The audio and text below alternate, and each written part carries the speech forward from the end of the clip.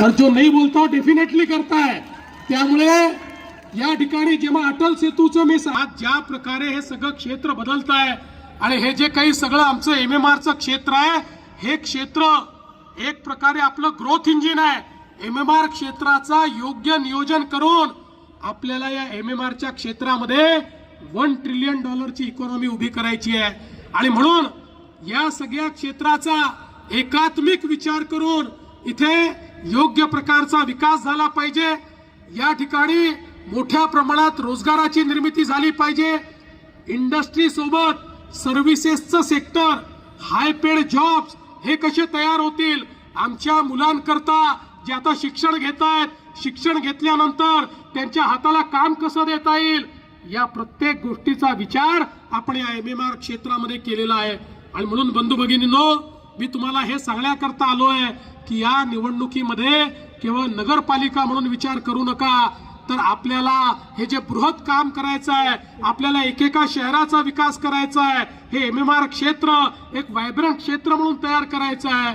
आणि हे जर करायचं असेल तर या ठिकाणी खऱ्या अर्थानं आपल्या तेजश्री ताई ज्या अतिशय सुशिक्षित आहेत, यांच्यासारखा नगराध्यक्ष माझे स्वप्न आहेत, ती पूर्ण करण्याकरता मी मुख्यमंत्री आहे।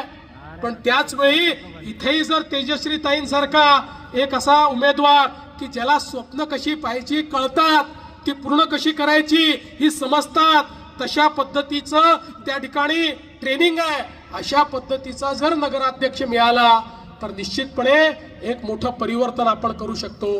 खऱ्या अर्थानं बंधू भगिनींनो, आपल्याला कल्पना आहे ज्यावेळी आपलं सरकार पुन्हा आलं त्यावेळी अनेक लोक म्हणायचे आता यांचं सरकार आलं, आता भाजपला 137 जागा। पहिलं काम करणार, लाडकी बहीण योजना बंद करणार। 1 वर्ष होऊन गेलं, लाडक्या बहिणींनो योजना बंद झाली नाही आणि जोपर्यंत देवा भाऊ आहे लाडकी बहीण योजना सुरूच राहील, ती बंद होणार नाही। पण तेजश्री ताई, तुम्हाला माझी विनंती आहे, ही जनता तुम्हाला निवडून देणार आहे, त्यामुळे माझ्या लाडक्या बहिणींना केवळ लाडकी बहीण ठेवू नका, माझ्या लाडक्या बहिणींना आता लखपती दीदी बनवा। आता मोदीजींनी लखपती दीदीचा कार्यक्रम दिलाय आणि आपण या 2 वर्षामध्ये 50 लाख बहिणींना लखपती दीदी केलाय। आता 1 कोटी बहिणी करणार आहोत, त्याच्यामध्ये माझ्या अंबरनाथच्या किती बहिणी असणार हे तुमच्यावर अवलंबून आहे। तुम्ही कार्यक्रम जर योग्य राबवला तर माझ्या अंबरनाथच्या बहिणी या पहिल्या क्रमांकावर असतील आणि सगळ्यात जास्त माझ्या लखपती दीदी या माझ्या अंबरनाथ मध्ये असतील, ही जबाबदारी मी तुमच्यावर देतोय। आणि म्हणून बंधू भगिनींनो, माझी तुम्हाला एवढीच विनंती आहे, पारदर्शी कारभार आणायचा आहे।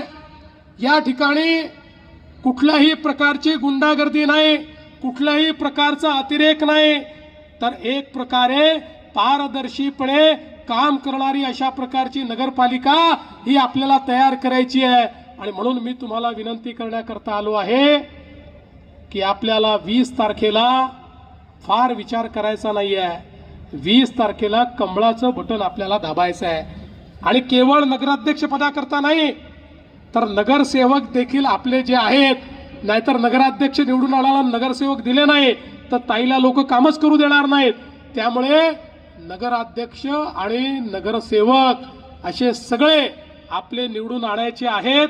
तुम्ही बाकी काही काळजी करू नका, मी तुम्हाला एवढंच सांगतो, येत्या 20 तारखेला दिवसभर कमळाची काळजी तुम्ही करा, त्यानंतर 5 वर्ष तुमची काळजी हा देवाभाऊ करेल, एवढंच या ठिकाणी सांगतो आणि माझं बोलणं संपवतो। धन्यवाद। जय हिंद, जय महाराष्ट्र।